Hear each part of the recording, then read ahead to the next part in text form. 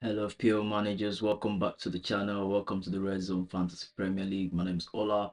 So, guys, last game week we ended the game week on 5K overall ranking in the world, and guys, just another red arrow, but the ranking is still up in the top for 5,000 in the world right now.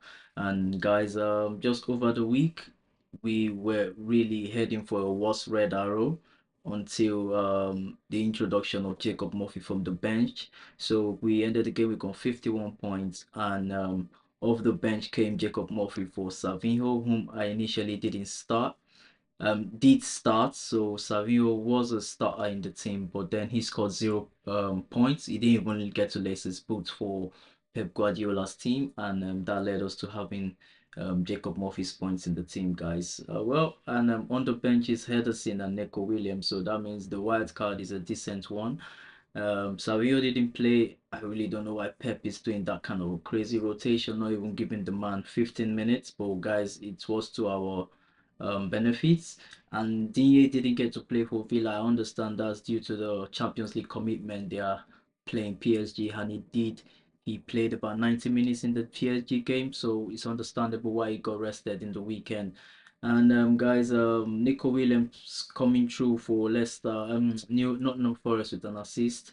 Guys, I think going forward, I might be looking to slot him into the starting 11 along the line. So, well, guys, Rashford, he gave us a 1 pointer playing 28 minutes, and that was the same for Saka. He played just 45 minutes and he limped off. Even though he got to play the Real Madrid game, I don't think Saka is 100%, and he's actually yellow flagged at the moment, guys. So I might be looking to bring in triple Palace, which I was initially avoiding because I am more invested in game week 33 when I plan to bench boost for the game week. So guys, I'm not so invested in my triple Palace, but I am invested in the triple Newcastle. So I might just be bringing in triple Palace right now because these guys already play double game week, obviously, and with the doubts around Saka, Rashford minutes, I don't think, as well as even Savinho who's on the bench, I don't think I want to take another game, play another game week with a player scoring zeros on the team. So, guys, I might just be doing something about that. But I do think Savio stand a chance of playing against Palace this game week. You know, having rested last game week and not even they are not involved in European competition. So I think Pep could just be resting him to have him play the next couple of fixtures, which are quite tight, and of course a double game week coming for City. So guys, I think I would still keep Savinho in the team, and if I'm bringing Palace for a player for the double game week, might just be to replace Saka or Rashford, because obviously I feel there's doubts around Rashford's minutes against Southampton. I indeed kept him in the team, thinking I was gonna slot him in the starting 11 and try get points against Southampton. But guys, I would say I sort of forgot about the Champions League games and how important it is for these teams like Southampton, who Aston Villa, who do not really have depth in their squad.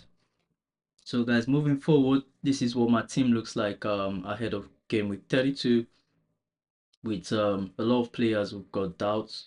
So in my defense is Pope, Digne, Neco Williams and Munoz, guys. Obviously, Dino Villa, I feel is also a doubt. He might not even get to play this game. He might just be rested, or he might just play 45 minutes role and go straight to the bench, or come off the bench and play 20-30 minutes game. So quite risky with the Villa players. Not so solid on them. And having a player like Savinho and Rashford, whom our rotation risk at the moment, guys, in a double game week is quite a headache. So, like I said initially, I would probably just be going from one of these guys to a Palace midfielder, which I wasn't planning to do. So, as well as Saka being on the bench, guys, I think I can justify this because one, his minutes are gonna be monitored. Two, his yellow flag. Like literally, Saka even being on my bench, I think he's lucky because I would rather take him out and have an Eze, but I don't see the brain in that, especially considering squad value. and yep, stuff like that. But right now, Saka's minutes are a doubt, and obviously he picked up that knock in the game, so we don't know if he's exactly gonna be involved.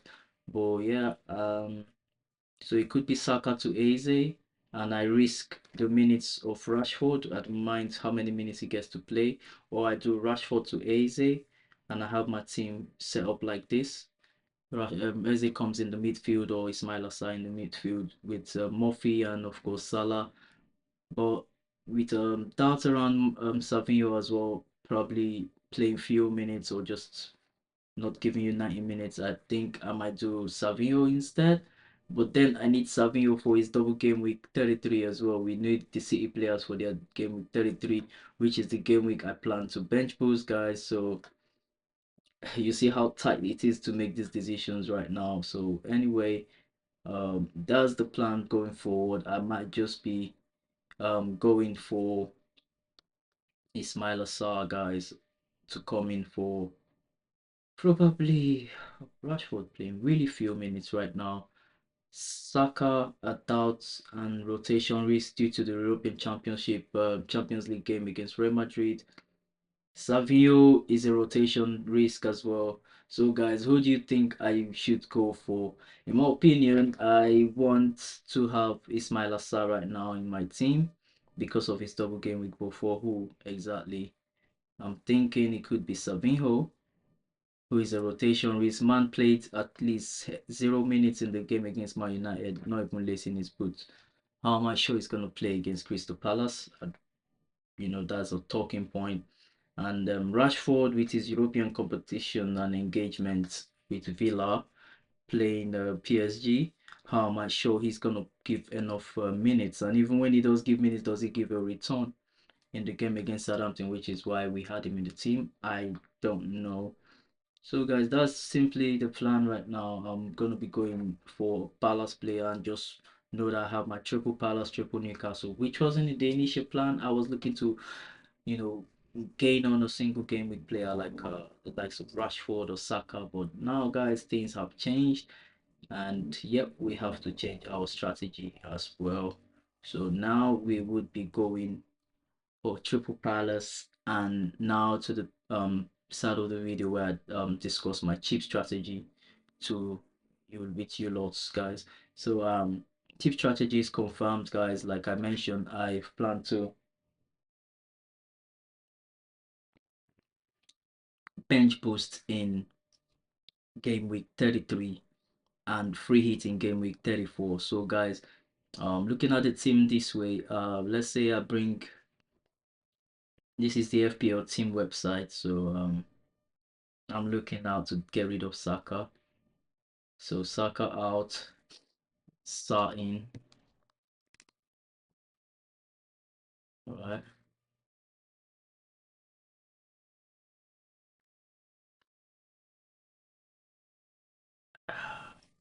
Saka's features are nice if you look at Ipswich and Crystal Palace, but guys, I don't think we want to be hanging on this for long and waiting for Saka to you know play or not play, guys.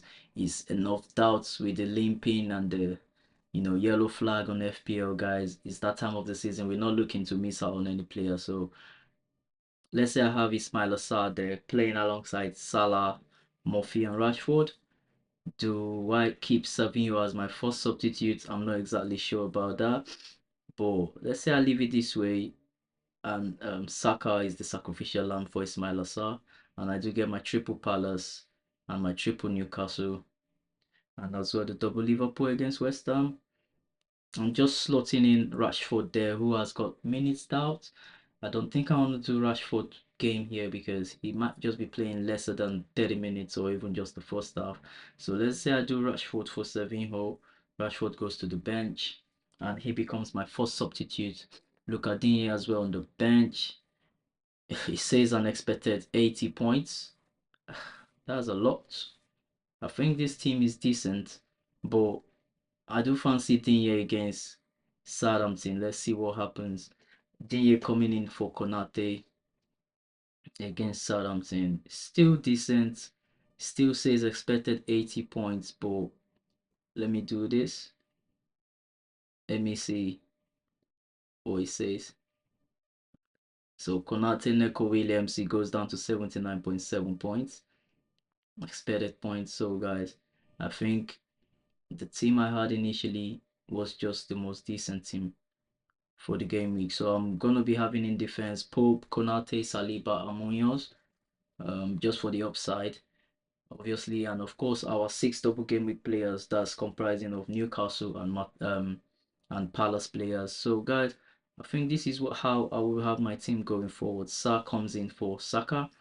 And in game week 33, Saka would be coming back into the team for his double game week, obviously.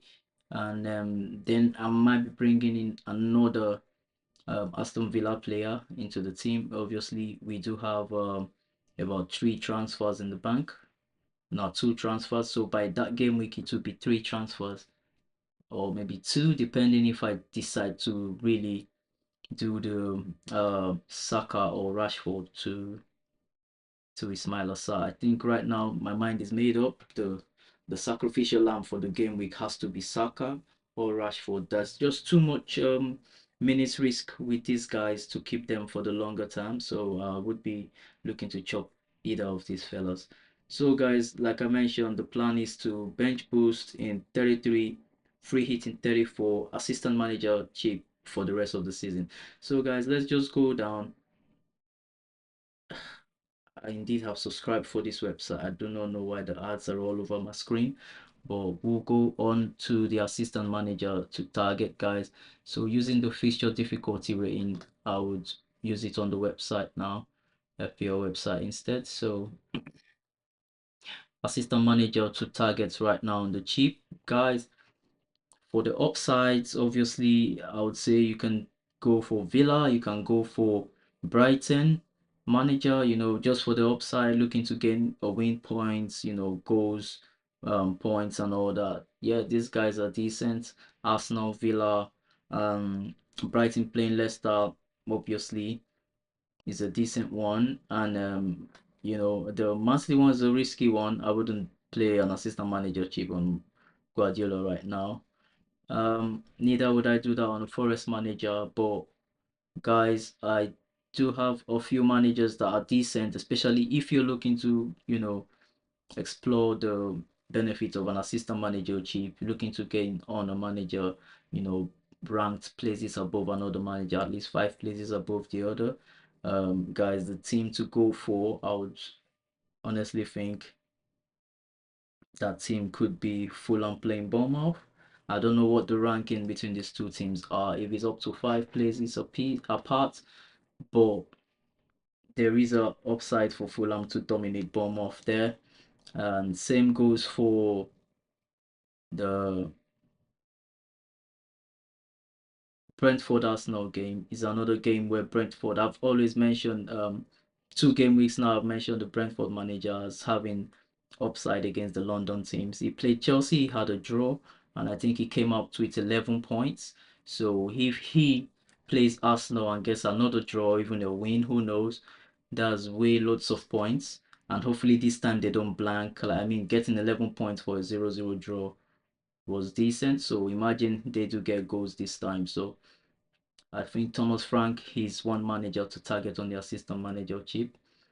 So basically, Thomas Frank, Brighton manager, if you're looking for the just a return points. Bournemouth manager against Fulham, decent. Fulham against a manager against the Bournemouth team, decent.